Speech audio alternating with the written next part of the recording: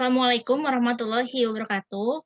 Kami dari kelompok 11 manajemen proyek. Nama saya Bintan Nurhaliza dengan NPM 184010128.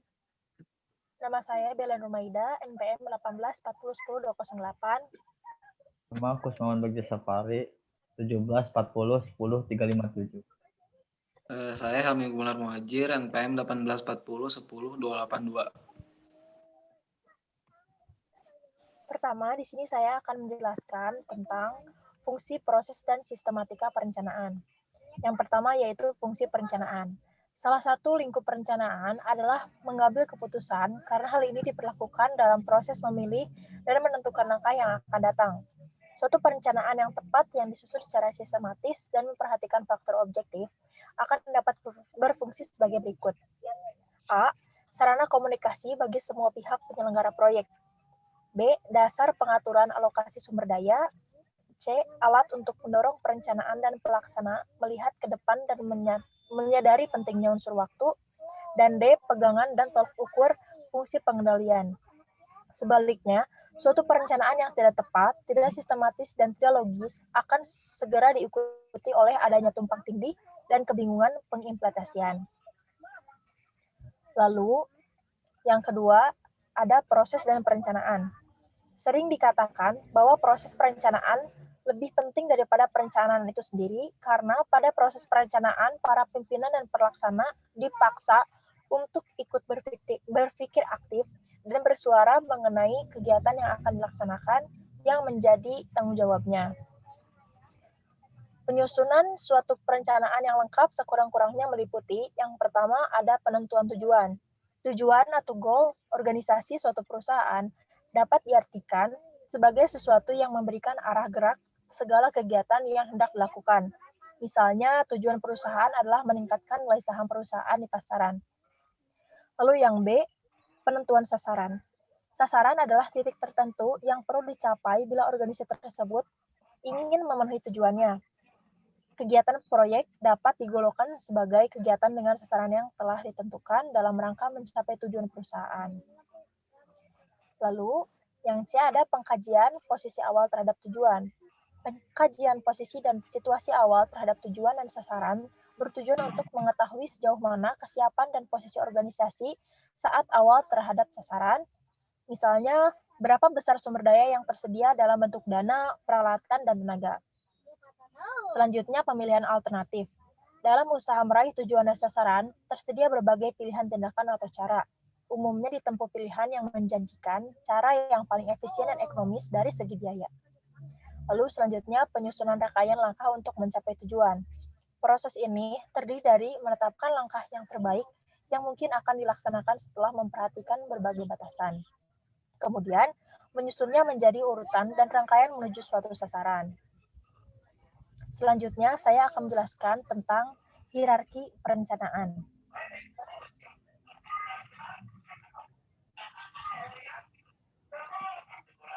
Yang pertama ada visi perusahaan. Suatu perusahaan diawali dengan adanya visi perusahaan yang jelas.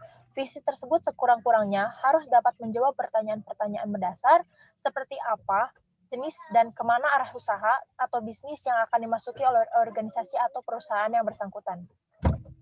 B. Tujuan dan sasaran perusahaan. Tujuan perusahaan dapat diartikan sebagai perusahaan dalam rangka memenuhi misi di atas, misalnya membuat proyek untuk menambah pendapatan dan menaikkan nilai saham perusahaan. Lalu, perencanaan strategis adalah perencanaan yang meliputi pengambilan keputusan tentang kebijaksanaan untuk mencapai sasaran dalam usaha memenuhi tujuan perusahaan. Lalu, yang terakhir ada perencanaan operasional. Perencanaan operasional proyek adalah perencanaan yang terperinci yang dimaksud untuk menjabarkan segala sesuatu yang telah digariskan dalam perencanaan strategis sebagai suatu action plan dan performance measurement baseline kegiatan pengendalian.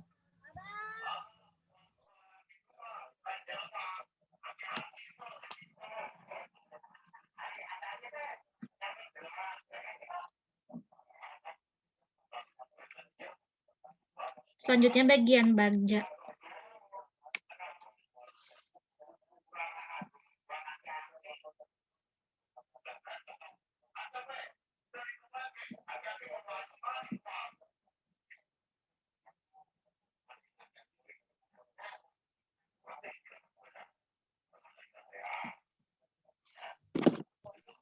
Saya materi bagian nomor 7.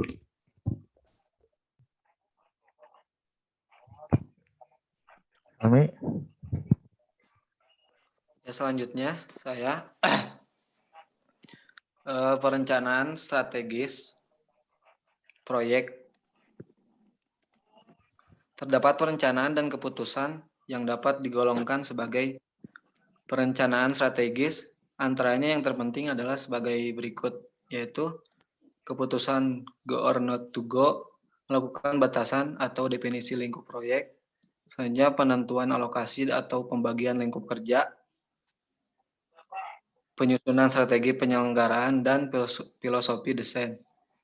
Strategi penyelenggaraan, strategi ini menyangkut keputusan yang perlu diambil setelah dikaji pilihan-pilihan yang tersedia berkaitan dengan cara mencapai sasaran proyek, yaitu antara lain A. Penentuan bobot sasaran pokok, B. Penggunaan jasa konsultan atau kontraktor, C. Pemilihan macam kontrak, dan D. Partisipasi nasional.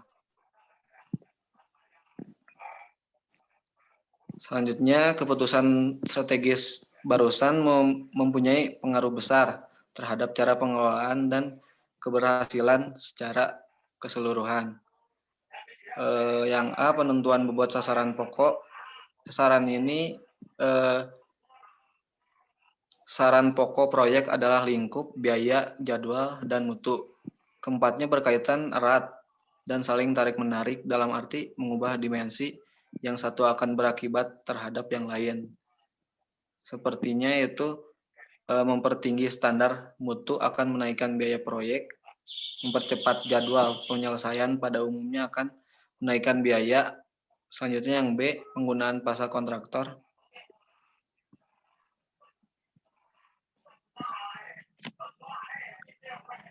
Kontraktor dan konsultan. Salah satu keputusan penting sebelum mulai melaksanakan kegiatan proyek adalah menentukan siapa yang akan diserahi tanggung jawab menangani penyelenggaraan proyek. Dalam hal ini terbuka pilihan, yaitu dikerjakan sendiri oleh pihak pemilik dengan memakai tenaga yang tersedia di perusahaan.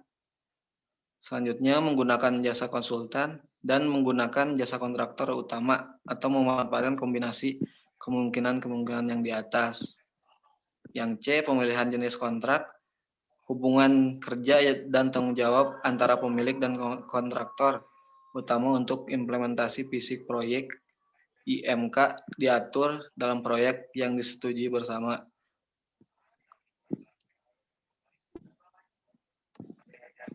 Ya, selanjutnya.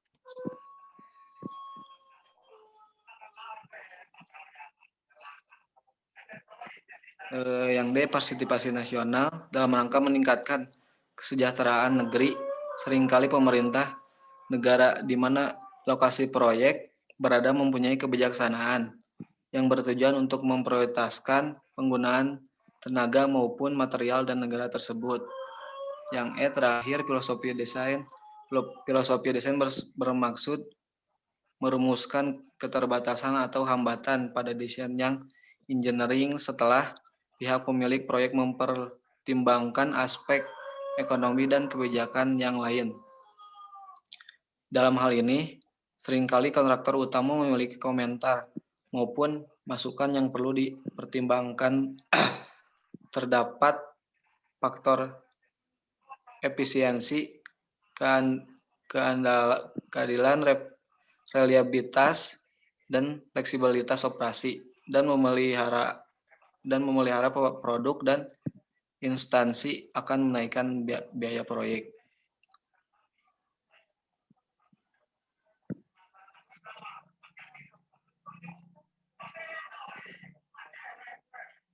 Perencanaan operasional. Seperti telah diantarakan sebelumnya, perencanaan operasional adalah perencanaan yang terinci yang dimaksudkan untuk menjabarkan segala sesuatu yang telah digariskan dalam perencanaan strategis. Lihat dari tahap dan kegunaannya, perencanaan operasional dapat dibedakan menjadi perencanaan dasar dan perencanaan untuk pengendalian. Yang pertama, Perencanaan dasar, segera setelah kegiatan proyek dimulai, dipersiapkan perencanaan dasar seperti perkiraan biaya dan jadwal, penetapan standar mutu, operasi pelaksana serta pengisian personil. Demikian pula urutan langkah pelaksanaan proyek sesuai dengan tersedianya informasi dan data pada waktu itu. Yang B, perencanaan untuk pengendalian.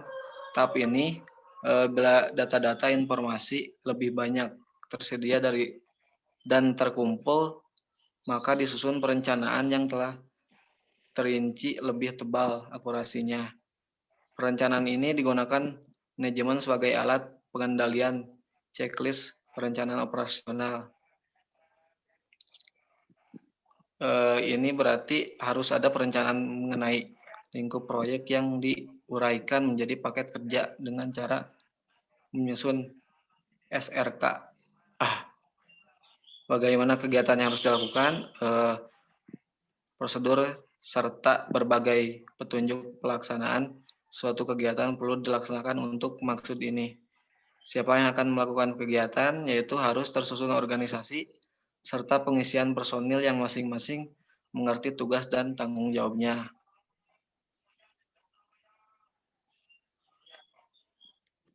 Selanjutnya, unsur-unsur perencanaan operasional proyek. Perencanaan operasional proyek itu terdiri dari perencanaan lingkup, perencanaan mutu, perencanaan waktu dan penyusunan jadwal, perencanaan biaya, perencanaan sumber daya manusia, program pengelolaan risiko, perencanaan kontrak dan pembelian, perencanaan komunikasi. A. Perencanaan lingkup proyek adalah proses memberikan deskripsi gambaran perwujudan proyek dan batas-batasnya secara tertulis. Sebagai contoh, untuk proyek EMK, perencanaan lingkup proyek dihasilkan dari suatu studi kelayakan terutama mengenai aspek teknis dan finansial. B. Perencanaan mutu adalah proses penentuan standar dan kriteria mutu yang akan dipakai oleh proyek serta usaha untuk dapat memenuhinya. Parameter standar dan kriteria menjadi masukan penting pada waktu menentukan definisi lingkup proyek. Selanjutnya, perencanaan waktu. Perencanaan waktu adalah meliputi langkah-langkah yang bertujuan agar proyek dapat diselesaikan sesuai dengan sasaran waktu yang ditetapkan. Perencanaan waktu memberikan masukan kepada perencanaan sumber daya agar proses daya tersebut siap pada waktu yang diperlukan. D. Perencanaan biaya terdiri dari serangkaian langkah untuk memperkirakan besar biaya dari sumber daya yang diperlukan oleh proyek. E. Perencanaan sumber daya dapat dikelompokkan menjadi dua golongan, yaitu perencanaan sumber daya manusia dan perencanaan sumber daya non-manusia atau SDM. Yang F, perencanaan atau program pengelolaan risiko. Karena proyek selalu menghadapi berbagai risiko yang dapat berdampak besar terhadap pencapaian sasaran, maka pengelolaan proyek perlu memiliki perencanaan atau program pengelolaan risiko, terutama dalam atau masalah tanggapan atau respons. Yang G, perencanaan kontrak dan pembelian adalah proses penyusunan kebijakan kontrak dan pembelian, kemudian identifikasi dan pendokumentasian sebagai material, peralatan, dan tenaga kerja keperluan proyek, misalnya kontraktor, dengan cara kontrak atau pembelian. Yang H, perencanaan komunikasi, meliputi penentuan dan pemilihan jenis informasi dan sarana komunikasi yang diperlukan proyek serta kapan dan berapa banyak frekuensinya. Dan I, overall project plan, adalah dokumen yang berisi program dengan unsur-unsur perencanaan yang disebutkan pada butir-butir di atas dalam bentuk terkonsolidasi. Selanjutnya, teknik dan metode perencanaan. Dalam usaha meningkatkan kualitas perencanaan, proyek telah diperkenalkan berbagai teknik dan metode perencanaan, terutama dalam menyusun jadwal. Antara lain bagan balok atau bar chart, analisis jaringan kerja, yaitu CPM per PDM, GERT, dan lain-lain. Meskipun demikian, mengingatkan teknik dan metode tersebut berfungsi sebagai alat, maka penggunaannya hendaknya memperhatikan hal-hal sebagai berikut, yaitu ketetapan pemilihan teknik dan metode yang dipergunakan, penguasaan sepenuhnya oleh perencana, dan pemahaman aplikasinya oleh penyedia yang hendak menerapkannya di lapangan.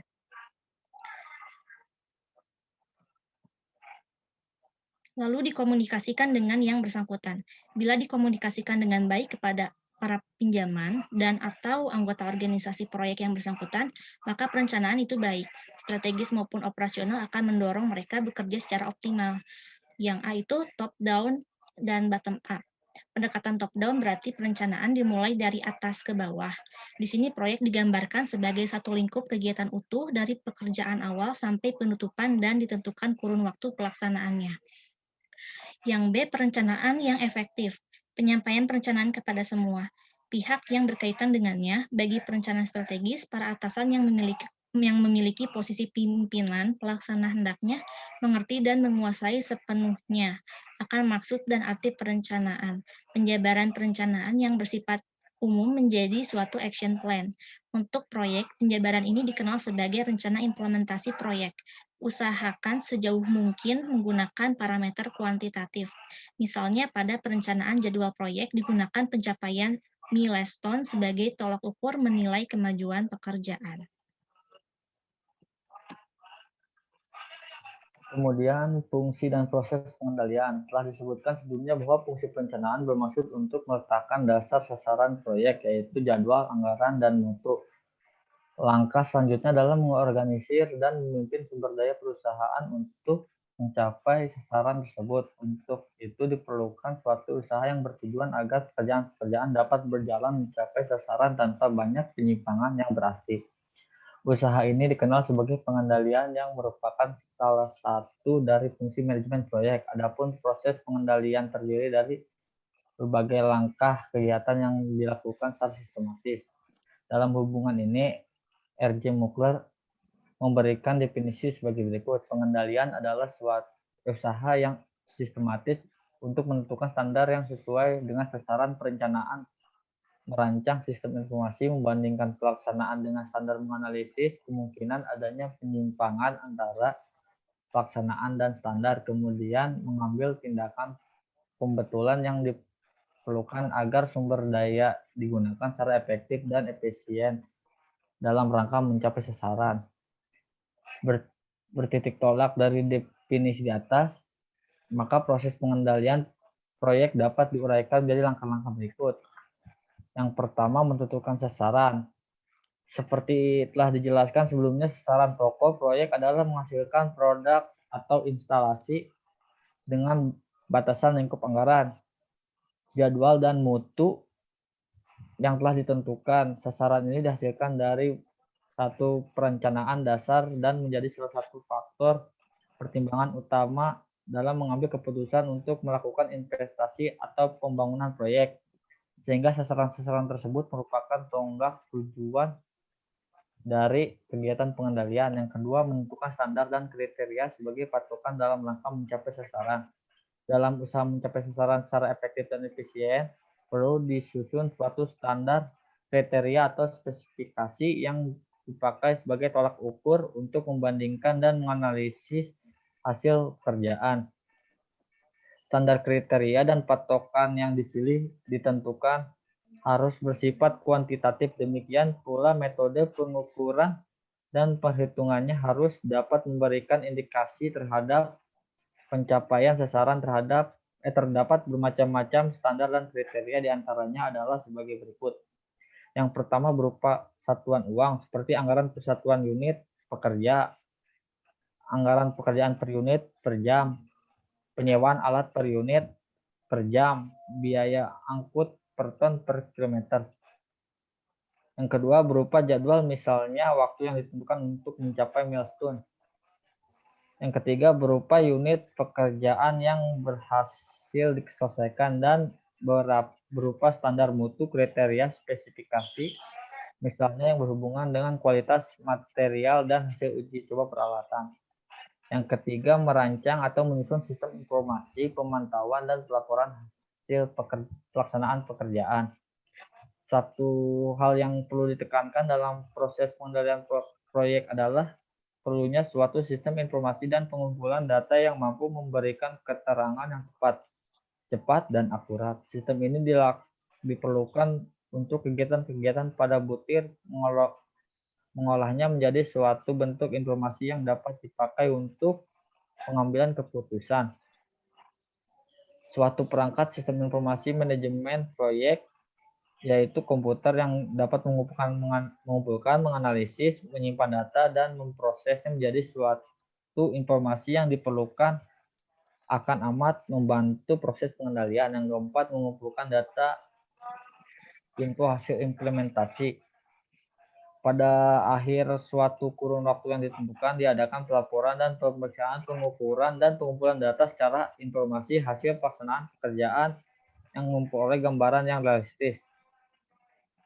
Pelaporan sejauh mungkin didasarkan atas pengukuran penyelesaian fisik pekerjaan. Misalnya, dalam meter pipa yang telah terpasang, banyaknya gambar konstruksi yang telah diselesaikan, meter kubik pengerukan pelabuhan yang telah terlaksana, dan lain sebagainya. 5. Mengkaji dan menganalisis hasil pekerjaan terhadap standar, kriteria, dan sasaran yang ditentukan. Langkah ini berarti mengkaji segala sesuatu yang dihasilkan oleh kegiatan pada butir. Di sini diadakan analisis hasil indikator yang diperoleh dan mencoba membandingkan dengan kriteria dan standar yang ditentukan. Hasil analisis ini penting karena akan digunakan sebagai landasan dan dasar tindakan pembetulan. Oleh karena itu, metode yang digunakan harus tepat dan peka terhadap adanya kemungkinan penyimpangan. Yang keenam, mengadakan tindakan pembetulan. Apabila hasil analisis menunjukkan adanya indikasi penyimpangan yang cukup berarti, maka perlu diadakan langkah-langkah pembetulan. Tindakan pembetulan yang berupa 1. Realokasi sumber daya, misalnya memindahkan peralatan, tenaga kerja, dan kegiatan pembangunan fasilitas pembantu untuk dipusatkan ke kegiatan. 2. Menambah tenaga kerja dan pengawasan serta biaya kontingensi. Yang ketiga, mengubah metode, cara, dan prosedur kerja atau mengganti peralatan yang digunakan. Next.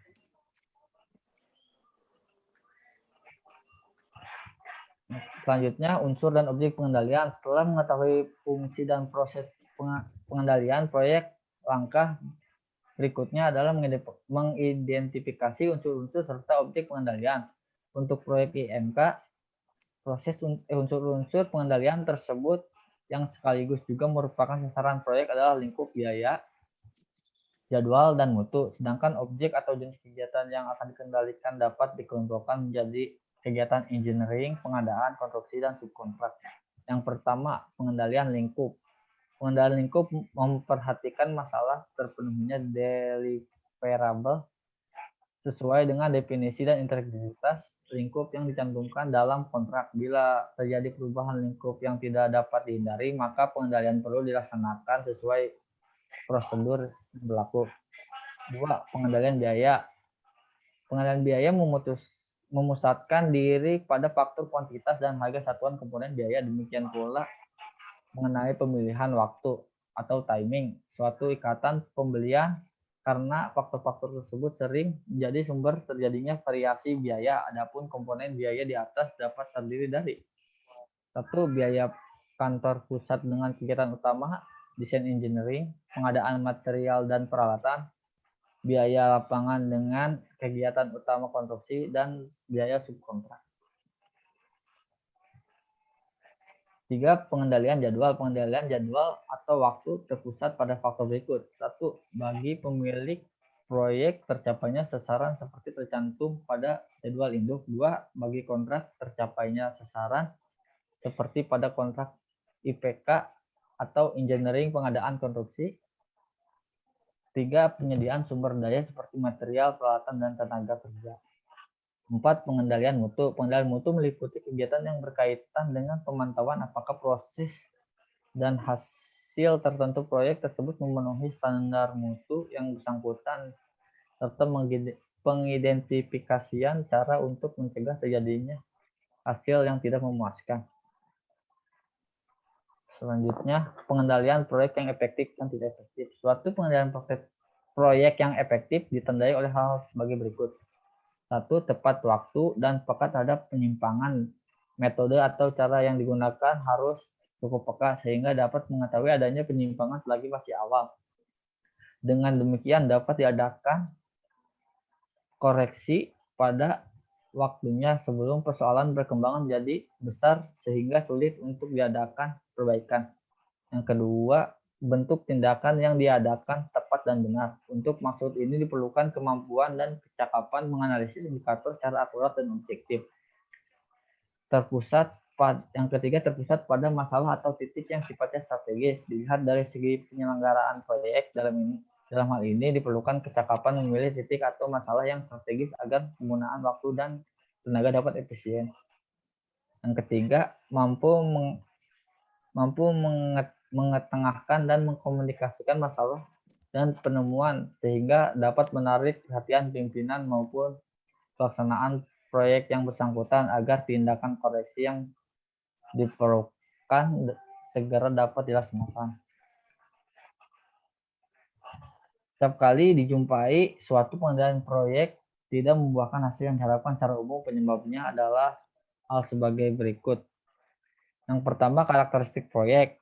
Sudah berulang kali disinggung bahwa proyek umumnya kompleks, melibatkan banyak organisasi, peserta, dan lokasi kegiatan sering terpencar-pencarnya letaknya. Hal ini mengakibatkan tidaklah mudah mengikuti kinerja masing-masing kegiatan dan menyibukkan menjadi laporan yang terkonsolidasi. Kedua,